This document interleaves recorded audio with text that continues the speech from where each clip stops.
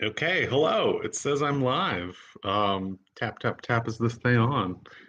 We will see if anybody joins us here. If you're joining me, post in the chat so I know. This could be exciting. Oh, it looks like we have two people. Can I even see who these people are? No, they're totally anonymous. Anyway, welcome to the live stream of my top 10 games of all time, the end of my top 100, or top 99, because I made that one mistake. Yeah, so let's see. I don't think anyone else is here. But that's okay. I'm going to go ahead with it because I don't want it to take too long.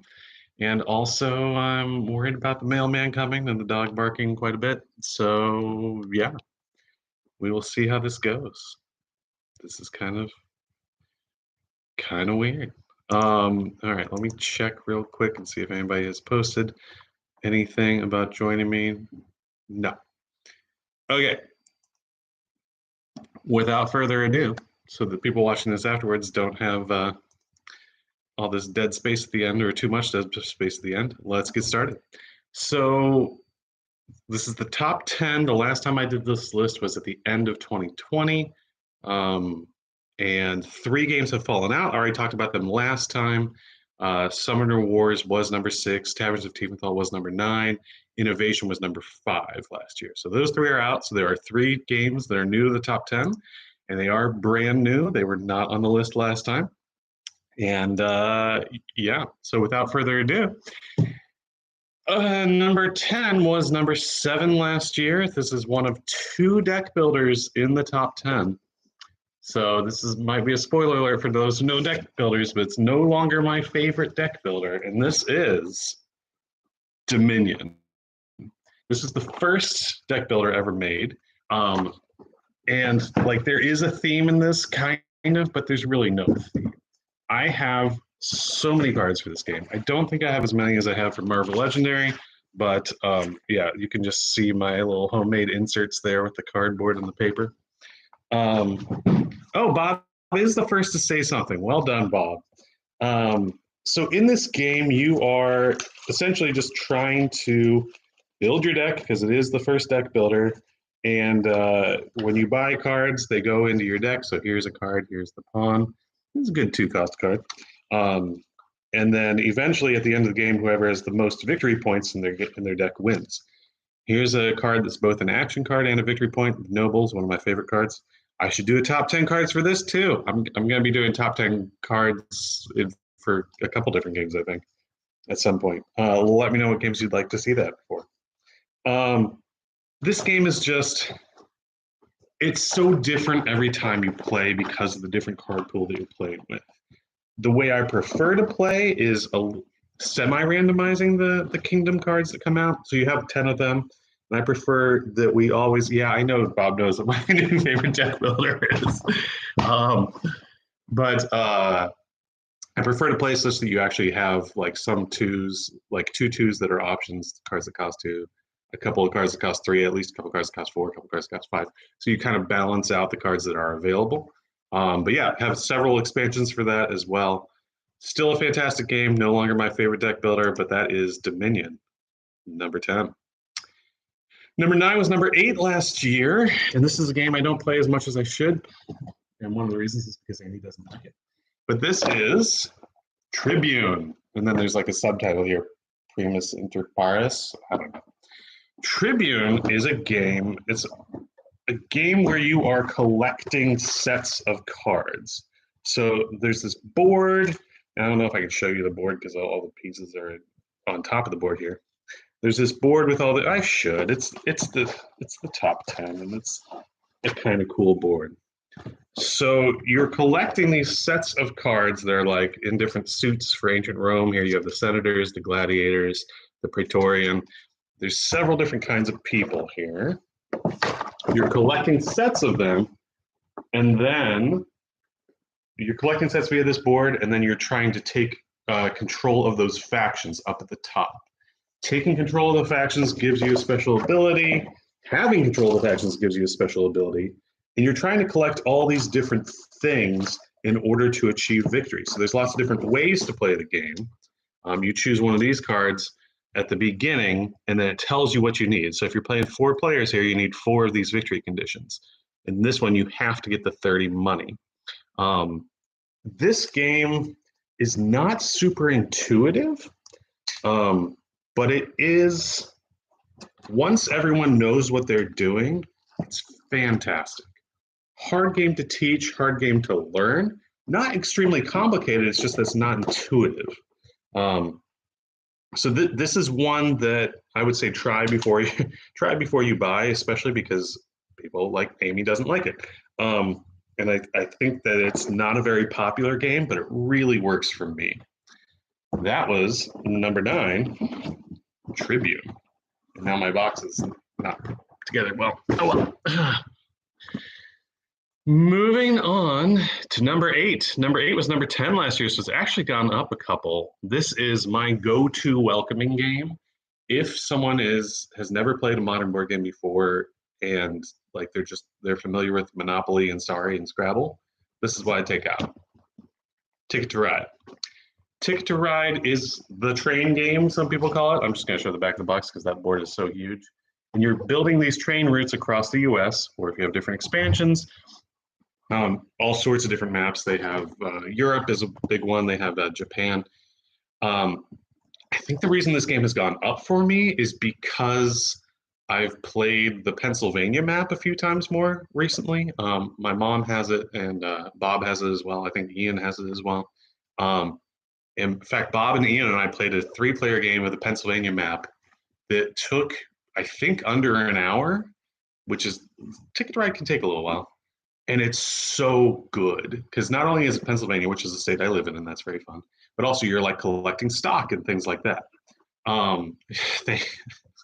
Good one, Bob. You should choose this game. Oof. Where's Jimmy when a good pun is said, or bad pun is the case maybe. Anyway, I do find that people who haven't played hobby board games really like this one, which is why I use it as an introductory game, as a welcoming game, whatever you want to call it. And one of the reasons is people like trains, people like seeing their progress on the board, which this game allows, but also you have those route cards that are like, you get a bonus 16 points if you go from New York to Miami. And that gives people a goal and a strategy and something to do, so they can actually like visually see, oh, I need to go here, so maybe I should start collecting these red cards, for example. That's what makes this such a good job at introducing people to the game.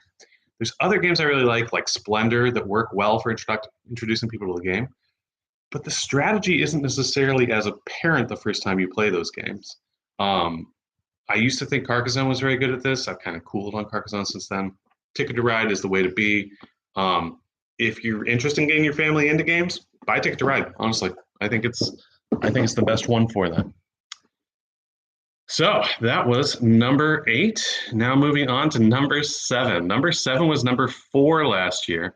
At this point, I'm going to mention that there are still 3 new games in the top 10, and number 7 was number 4 last year. So all the games that were in the top 10 last year that are left are still in that same order, which is kind of fun.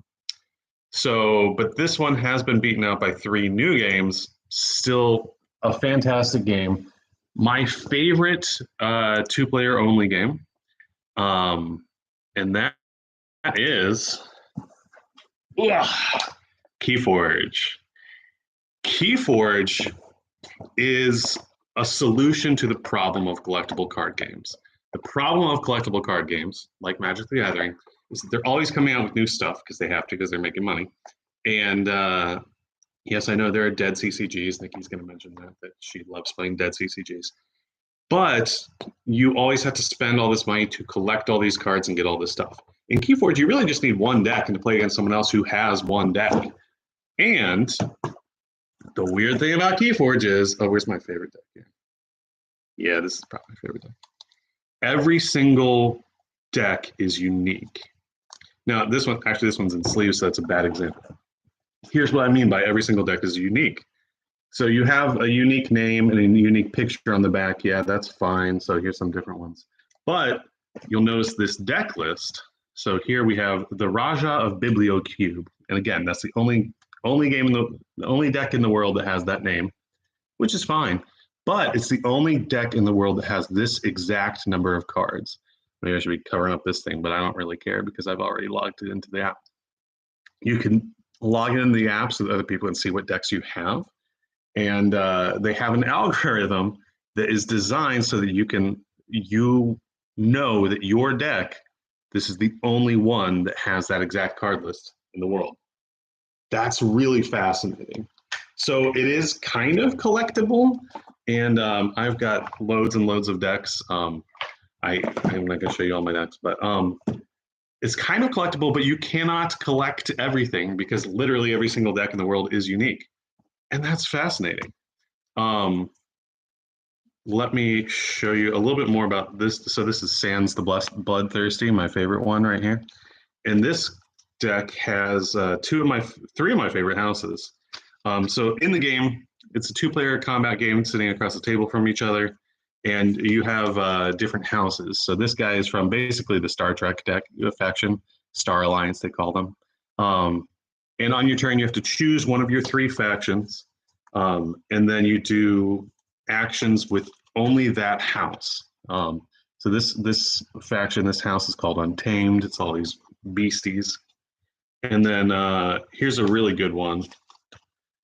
Probably my favorite house, maybe my favorite house. This is the Saurian Empire. This is Dinosaurs and Togas. So you know it's a good game if it has Dinosaurs and Togas. What you're trying to do is it's a race to 3 keys, and you get keys by getting this resource called Amber. The way that the game works is kind of similar to Magic the Gathering, but instead of attacking your opponent's life points, you're usually using your creatures to get the resource, Amber, or to do special things and destroy their creatures, or draw more cards, things like that. It is designed by Richard Garfield, who is the designer of Magic the Gathering. In my opinion, this is a better design than Magic the Gathering, and that's why it's that much higher for me than Magic is. That was number 7, Keyforge. Number 6 is the first new game in the top 10, and this is a big game. This is Tapestry. I don't think I can open this game and show you all the stuff in here. I'll show you some of it, but let me show you the back of the box here first. Tapestry is a game of tracks. And so you can see around the main board here, you have these little different tracks. And on your turn, you choose one track to move up. And you do the action that is on the board. You also get these cool little landmarks along the way. So here we have a lighthouse, and they come painted. This is like some sort of factory. This is the shuttle launch. And you play a little polyomino game on your city board, which gives you more resources, gives you more points. You're just trying to get the most points by the end of the game. There's various different ages you go through. It is amazing how much variability there is in a game where you just go up these same 4 tracks all the time. I now have the expansion of Arts and Architecture, which adds a 5th track, which is really fantastic. Really love it. I'm also really bad at this game. I finally won for the first time. I think it was my 11th time playing. I usually play 3-player. Jonathan usually destroys me. Jonathan would probably be here, but he's graduating with his master's right now. So shout out to you, Jonathan. Well done. I'm not good at it. There's so much variability. You have all these like various different boards, various different player factions, all these different technologies, all these different tapestry cards. There's so many different variability in here. And it's amazing when you can find those little combos that just make you feel good. And you're like, oh, so I'll do this, which gives me this, and then therefore it activates this, and I get this and this. Feels great. One of those games that makes you feel clever, and I really appreciate that feeling. Oh, Mark's here too. Hello, Mark. And yes, Bob, we will try Tapestry sometime. That was number 6, Tapestry. First, the 3 new ones on the list. Number 5 was number 3 last year. So some may say that's too low for this game. By the same designer as Tapestry, and that is Scythe. Scythe is it appears more giant than it is. In Scythe, you have this big board, which again, I don't want to get out because there's so much packed into this box. You have this big board. It is alternate history 1920s. In fact, this is a game where like the designer saw the art that's made by this guy, Jacob, and was like, hey, I want to design a board game around that art. And so he did and like got the rights. It's amazing. It looks like it's this huge combat game.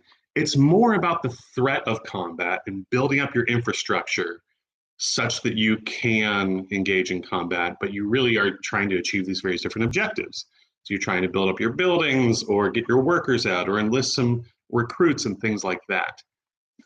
This game has a couple of expansions that are really good. I do want to play this more often, Mark. It's just that you're always suggesting it literally every time. Also, I've just played it a lot, so I'm more interested in the newer hotness sometimes, but this is still so good. What else was I going to say? Oh, yeah. One of the expansions, The Rise of Fenris, adds a campaign to the game where you change the rules around, and that is a really excellent expansion. Really excellent. So that is number 5. Yes, 5. Scythe. Number 4 was number 2 last year. So again, there's 2 new games higher than this. It's still in the same order that it was last year for this one and Scythe and Keyforge.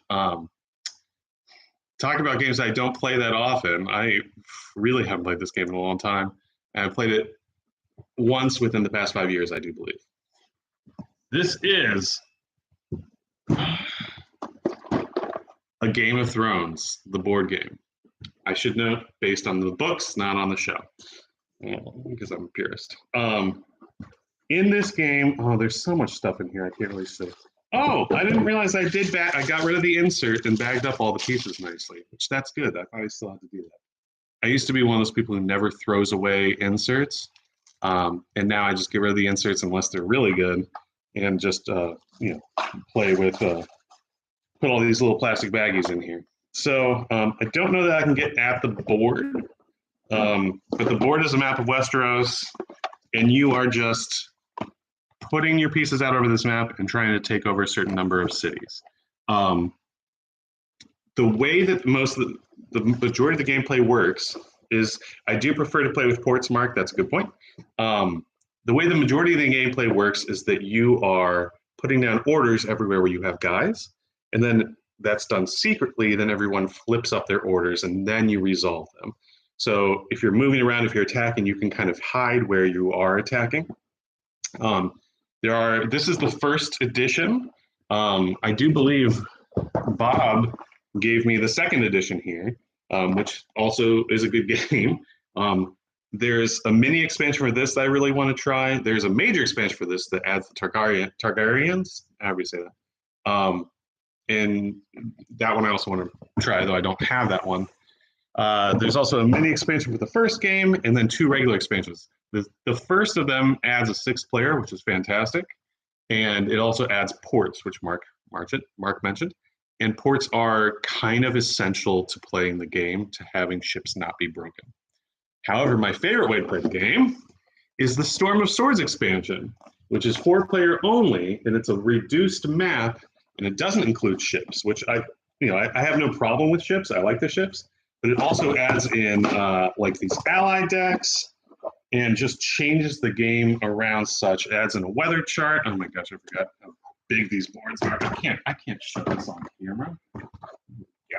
Oh, this is good. There's the board. I can't get it.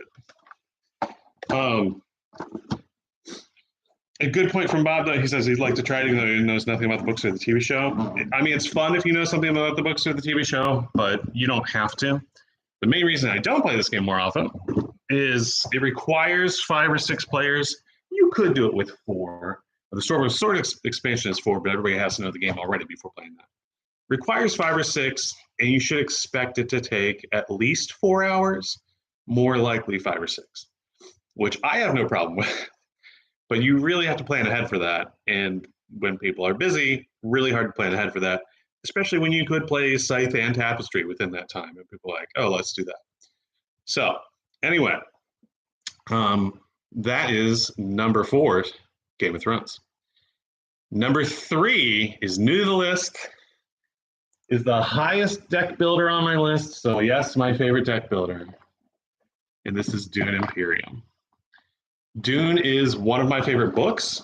The Dune movie was amazing. In this game, oh my gosh, there's so much stuff in here. I don't know how much I can show. This game captures the feel pretty well while being an amazing deck building game. Not only is it a deck building game, it's also a worker placement game, which I also really like. So you will be building up your deck with these various different cards. And on the side over here, it tells you where you can place a worker if you use it to place a worker. If you don't place a worker, you get the benefits at the bottom. A little bit hard to explain without doing it in person, but here, so let me show you. You have these hands of cards. So let's see, you have these 5 cards. And you use this one to place a guy, you use this one to place a guy, and then at the end of your turn, you reveal these 3, so you get all the stuff on the bottom here. It's a system that works really well. You value different cards in different ways. It's pretty ingenious. That was higher almost. There is also a board. Oh, and there's also the mailman probably because Domino's freaking out. There is also a board, and on the board are all the different spaces you can go to, as well as these tracks you move up. And then there's this combat area where at the end of each round, you engage in combat with the other players, and whoever wins gets a bonus, sometimes a point. First one to 10 points wins, although someone else could come back and play some horrible cards that with beginner's luck, maybe, as Bob is mentioning, maybe they have this card where you think you won, and then Bob plays these 2 cards that give him all these points, and then he wins. That would never happen to me, of course, and certainly not multiple games in a row. But yeah, Dune Imperium, I also now have the expansion now. The first couple times I played it, it was like, oh, this is fine. The last game I played with the new expansion was just amazing. Really pulled everything together, and I do think the expansion makes it a lot better. If you're in Pittsburgh, I'm planning on playing this today at the coffee shop in Dormont, where there is a game day going on, and I'll be bringing it. So come by, Bob. Okay, that was number 3, Dune Imperium. Number 2 is my highest new game to the list. So remember, I did the list the last time at the end of 2020. I got this game, played it for the first time because Mark bought it, or he got it for Christmas in 2020. And then I played it, and I was like, oh, this is an amazing game. I shouldn't have been ignoring the hype all these years. And so I bought the game, and I played it over 40 times in 2021. I just double-checked because someone asked me that question a little while ago. Terraforming Mars. Terraforming Mars is what's called a tableau building game. I do have all the expansions for this game. I do like it a lot better than Ares Expedition, though I need to play Ares Expedition with more people. Yes, I will talk about the expansions, Mark. That's a good call. And it is Bob's number 1. Simply amazing game. This is the game above all others that makes you feel clever because you are doing things and you see the impact of the things that you're doing right away, and it helps you out the rest of the game. And you're like, ha, I did that. I got that benefit. Just feels good. You have the board of Mars. You're playing down these tiles to terraform it. But the main part of the game, so that is important, obviously, but the main part of the game is playing your cards down here, which then expand your tableau. So this is what's called a tableau builder. Yeah, other than making you feel clever, what else to say about it? The expansions. There are some very good expansions. One of them is almost essential to play the game because it makes it so much better. That's the Prelude expansion. I'm also a really big fan of the Colonies expansion. The Venus expansion is pretty decent. There is also the Turmoil expansion, which I quite enjoy, but it does make the game longer and kind of more, not tedious, but more of a brain burner. And so usually don't play the Turmoil all that often. But yeah, just an amazing game. this was my obsession of 2021. Dune Imperium is kind of my obsession right now, but it's just such a good game. I will be doing a list. My next couple of videos should be like my top 10 project cards, which are the normal cards, and my top 10 corporations. And it's just fantastic too to have those corporations and like make them work in different ways.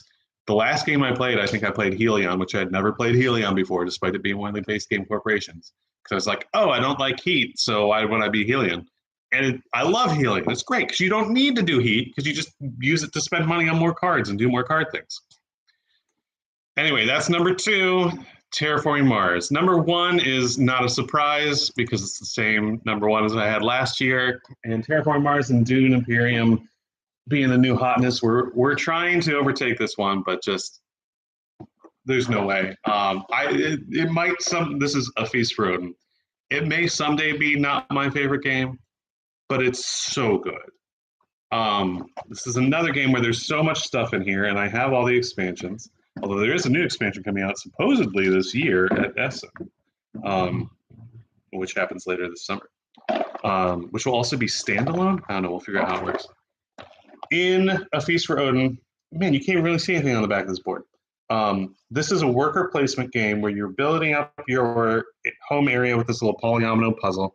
Polyominoes are those Tetris pieces. You get these other little boards, like this little house here or an island up there you can see a little bit of. And now I feel like I do have to take out the board. Oh, no, it's so far down in there. Well, I'm not dropping a piece in, or a picture in because I'm not editing this, which is kind of nice. But there are worker placement spots. I think there's about 60 of them. And so on your turn, you're just choosing a worker placement spot and going there and doing the stuff. If someone else is already there, then you can't. You've been blocked. But it's okay being blocked in this game. Like, yeah, it feels you're like, I can't believe you went there when I was planning to go whaling, and then you went whaling. But there's usually something else good that you can do. Everything you can do is good. It's just a question of determining which is best. And Mark brings up a good point that I'm very good at this game, and so that probably doesn't heighten my enjoyment. This is one of those games that you get better at it every time you play if you're paying attention. And so therefore, since I'm the one who's I'm always playing it, like the people I play with don't play it without me. So I'm usually getting better, though I think I may have plateaued now. Yeah, it's fantastic game. The pieces are amazing. It is from my favorite designer, I should mention that, from Uwe Rosenberg. And also designed Agricola. Patchwork is also good, but Bonanza is the other one on my top 100. Bonanza, Agricola, and this one, Feast for Odin. And Mark says, I advance the meta game every time we play. And that is kind of a good point, because I like to kind of experiment a little bit and find new ways to do things. And so therefore it changes the way everybody else has to play too. Yes, the animal strategy does work in Norwegians, Bob, so you should try the animal strategy. It doesn't work as well in the base game, in my opinion. Yeah, so that's number 1. Well, anyway, this is getting to be half an hour here, so I should wrap this up because it's a long video for people to watch. But thank you for joining me. And Mark brings up a good point as well, that like, because Bob says he loses every time he plays, but he continues to want to play.